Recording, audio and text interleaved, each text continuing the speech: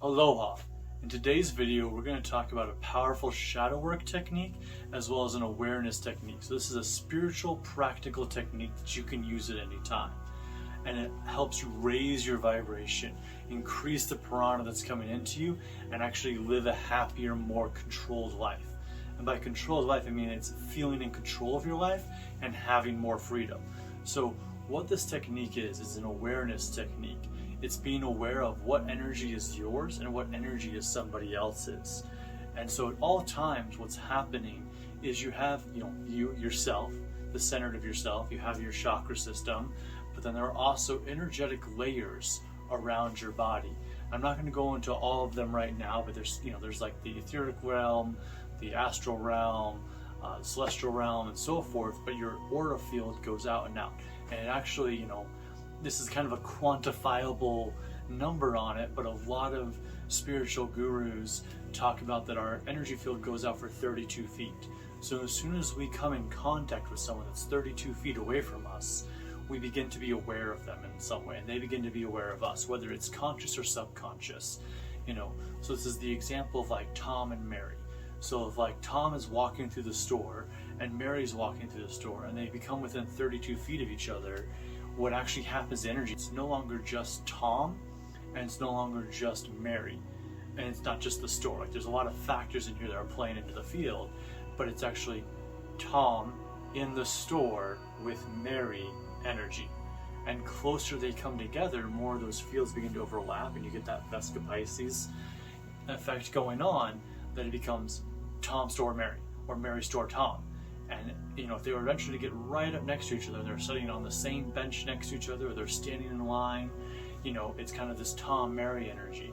But once they actually interact with each other, if they begin to speak to each other and actually look at each other and connect, then it becomes Tom Mary energy or Mary Tom energy. It becomes very much more connected. And so, which is totally okay, this happens all the time, but sometimes this is why people leave stores feeling exhausted, or they leave parks feeling exhausted, or you go to a concert and you feel super pumped up during the concert or the sports game, and then afterwards you still feel pumped up and energetic, but then eventually it dissipates, or like as soon as it's over, the energy dissipates.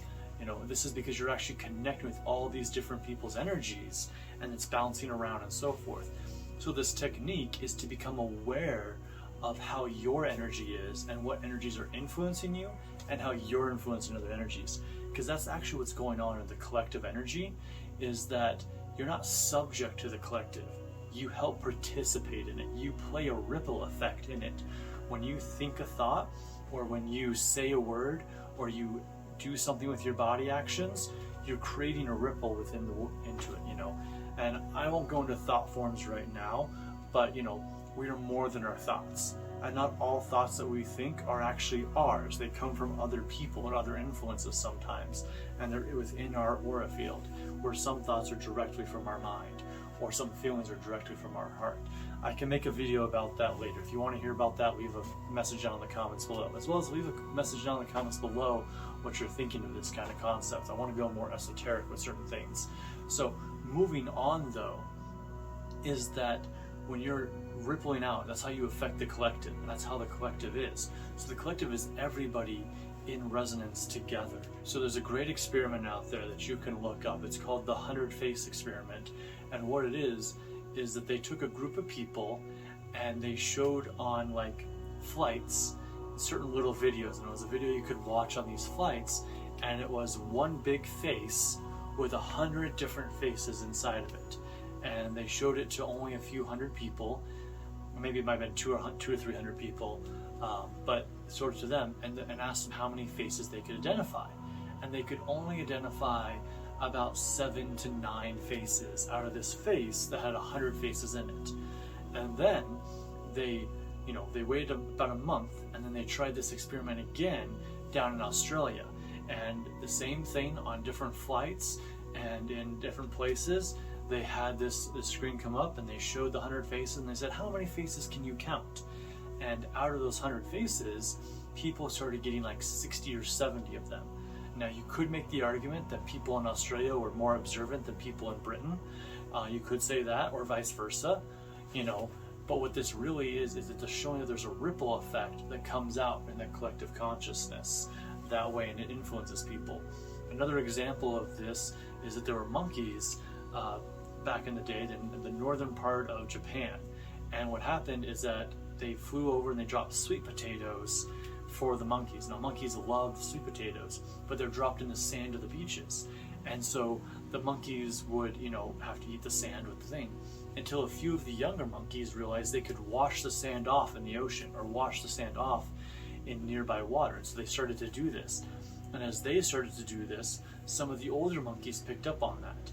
And then as time went on, eventually this phenomenon, even as the older generation that refused to wash the sand off the sweet potatoes, spread. And now all the monkeys in Japan and all the monkeys in Africa and India will wash their food that has sand on it in water nearby.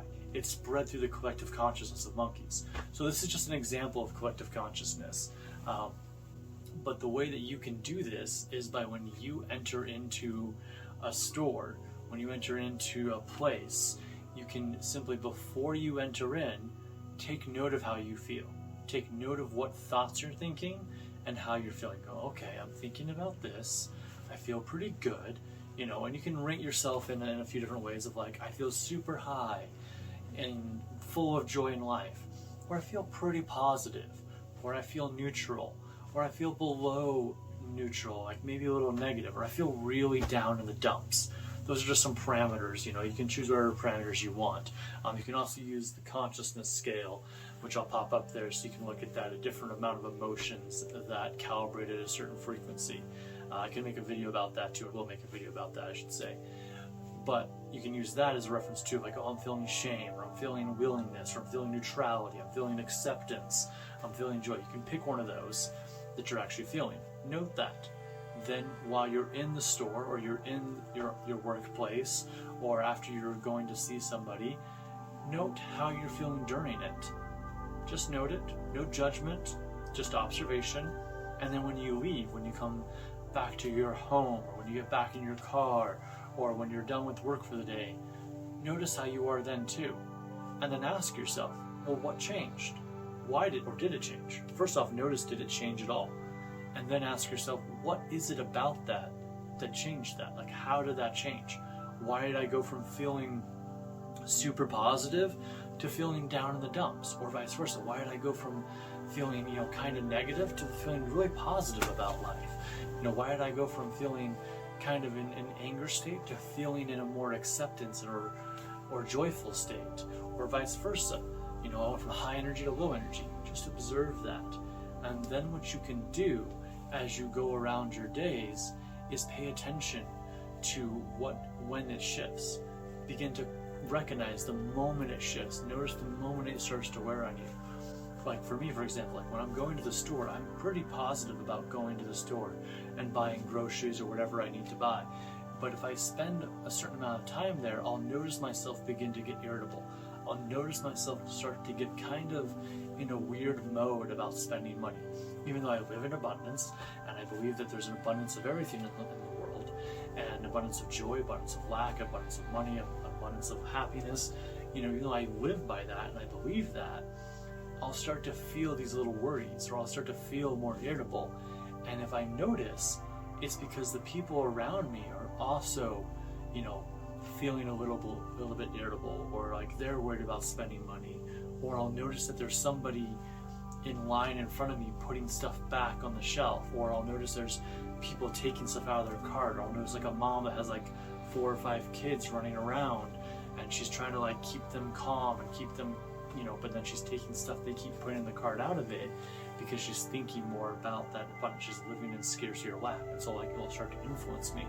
Or I'll begin to get irritable because I'll notice like people walking in front of me, or like not walking fast enough, or like cutting me off with a cart, and usually when that happens, I've noticed like that's kind of what's been going on with other people.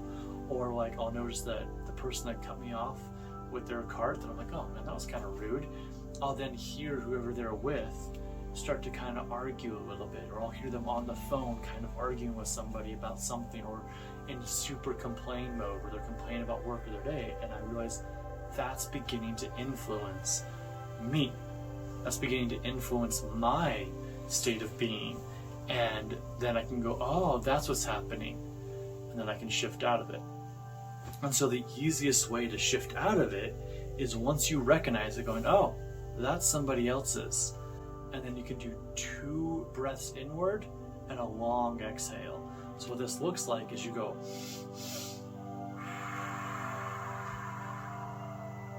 you can do it again if you want. For those 2 breaths in and then a long exhale out resets the mind. It resets the heart. So it actually brings more prana into the body, and then it resets the dopamine levels and actually releases a little bit of endorphins in the mind and a little bit of serotonin. But as it resets the prana in the body and brings more chi in, it slows everything down. And you begin to recognize, and then you can come back to who you are and go, okay, this is who I am, that's them, this is me. And you can draw that line. You know, you can energetically imagine that there's like, okay, yep, that's them, that's me. You know, I'm okay with that. You know, you can imagine an invisible bubble between you and them, or you can just acknowledge it and it begins to shift you back into that presence. You know, so play with this. Practice this while you're out in the world. Practice this with, you know, friends and family. Like when you go off and see some friends, you go see family, when you go to the store, when you go to work, when you go for a walk at the park, when you go to the gym, whatever your day-to-day activities are, or your week-to-week activities, just acknowledge it, notice it. So step 1 is gaining awareness of it, taking note of how you're feeling before, during, and after an interaction. Step 2 is catching yourself. The moment you feel yourself change, go, okay, I'm changing. Something changed. I felt one way 30 seconds ago and I feel this way now. Or I felt one way 5 minutes ago and now I feel this way. And then once you catch it, flip the switch. Do the double breath in, long exhale out. So one more time the way that looks and the actual speed is.